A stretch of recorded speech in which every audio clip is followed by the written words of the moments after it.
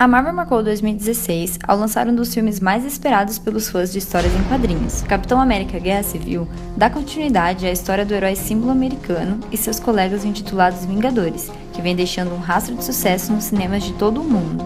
No filme, a destruição causada pelo grupo de heróis durante suas jornadas torna-se preocupação do governo e a Organização das Nações Unidas assume uma postura rígida. Os Vingadores são intimados a seguirem as regras ou a serem considerados rebeldes ilegais. Nada demais, se não fosse o fato de que os grandes amigos Steve Rogers e Tony Stark defendessem lados opostos. Mas o que isso quer realmente dizer? Mas a realidade que se apresenta em Capitão América Guerra Civil é uma realidade extremamente norte-americana. Por quê? Porque lá há uma discussão muito antiga, talvez desde a independência norte-americana, que é a questão do liberalismo. O que é o pensamento liberalista ou liberal? É um pensamento surgido lá no século XV, XVI, onde os pensadores pensavam o seguinte, que o governo não deveria gerir em cima de nenhum tipo de direito civil ou direito individual. Isso, na realidade, surgiu com relação às empresas. O governo, ou muitos governos, entendiam que eles deveriam gerir, fazer a gestão de certas leis que controlassem as empresas, que controlassem os direitos civis ou os direitos individuais. Não de forma ditatorial, mas de forma a você controlar principalmente financeiramente ou economicamente.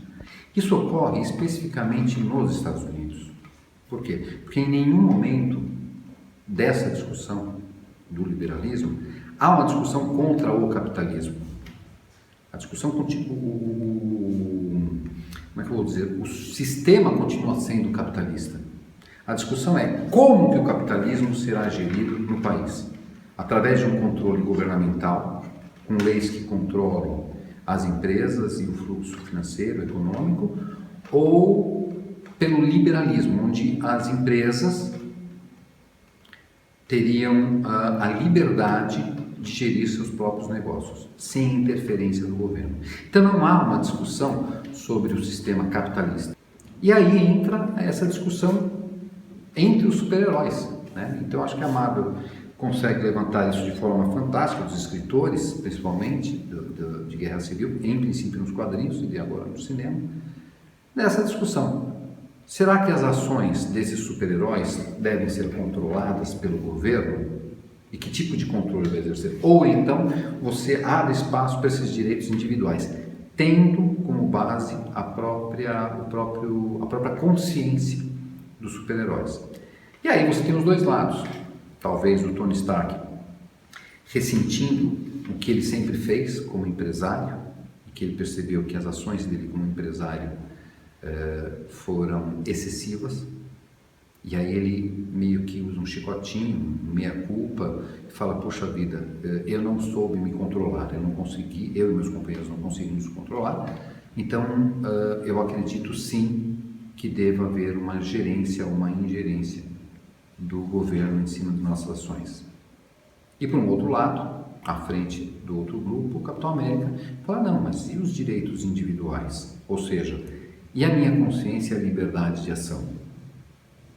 Tudo bem, nós erramos, mas isso não tira o meu direito individual de agir conforme eu acho que deve ser, devemos agir.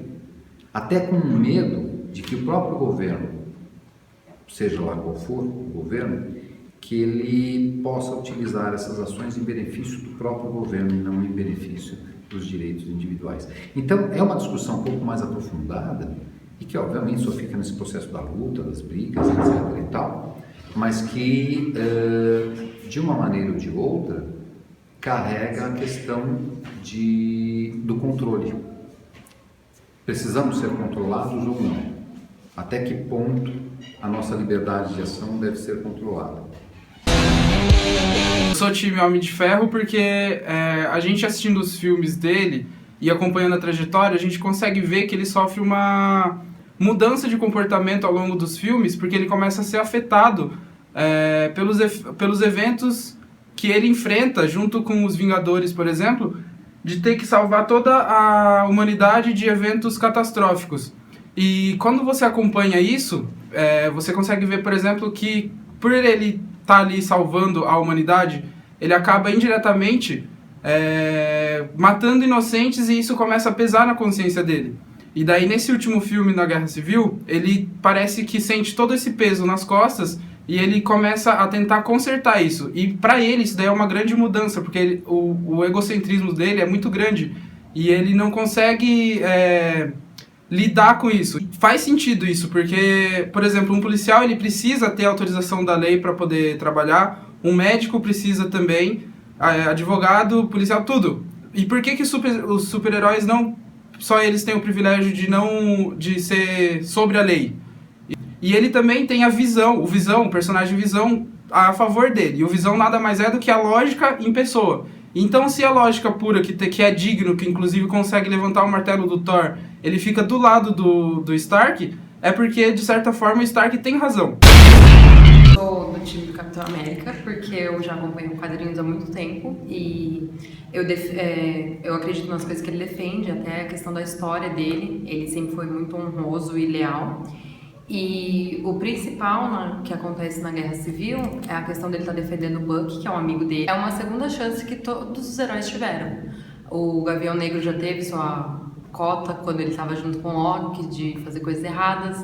O Homem de Ferro antes ficou rico vendendo armamento e tudo, e eu acho que o Bucky merece a segunda chance também. E toda a história do Capitão América, desde o princípio, ele sempre se preocupou muito mais em salvar as pessoas e em deixar de fora a politicagem. Todo o tempo que ele esteve junto com o pessoal no passado, quando ele estava no exército e tudo, ele sempre foi muito mais preocupado em salvar as pessoas. E no filme Guerra Civil a gente vê o Homem de Ferro mais preocupado em agradar os políticos, em seguir regras, e se eles fossem seguir as regras bonitinhas, de qualquer forma muitas pessoas iriam morrer. Então eu acho que o ideal do Homem de Ferro é fraco.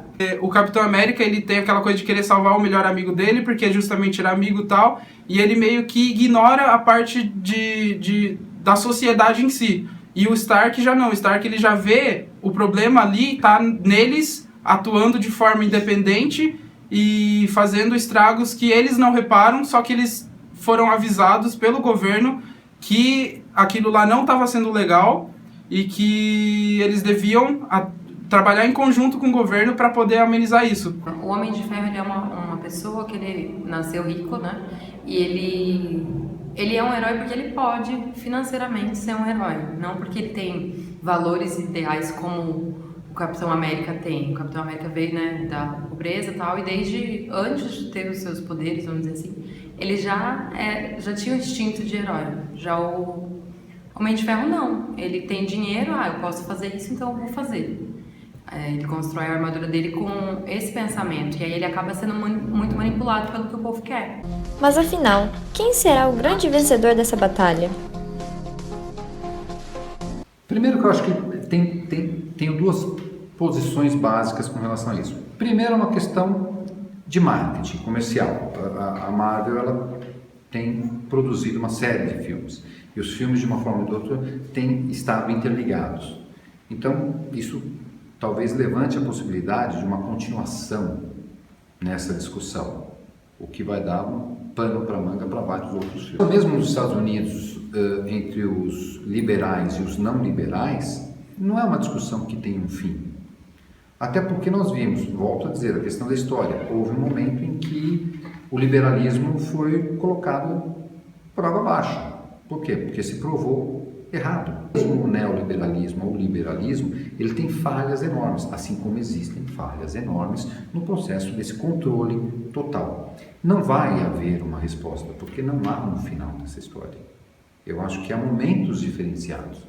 Mas o filme em nenhum momento discute o papel do capitalismo. No filme também a gente consegue perceber que tem muito de eles quererem engrandecer demais o Capitão América e rebaixar o Homem de Ferro, fazendo com que ele fosse meio que o vilão da história. O fato dele assinar um tratado é por isso. Ele quer ser famoso, ele quer que as pessoas gostem dele, e aí ele vai assinar o tratado mais por pressão do povo, dos políticos, do que por ideais. quem assiste o filme consegue ver que o Stark, ele começa a ser rebaixado e o Capitão América ser engrandecido porque ele tá ali seguindo os seus valores e tal, e o Stark tá querendo atrapalhar ele. Isso daí é uma coisa que, se você não parar pra pensar, você acaba sendo influenciado. Só que o Stark, ele tem essa opinião, a gente consegue ver que ele mudou, que ele tá ali querendo fazer o certo, tá querendo fazer a justiça de acordo com a lei, e mesmo assim eles estão querendo deixar ele pra baixo. Eu acho que o ideal do Homem de Ferro é fraco. Stay down. Final warning. I could do this all day.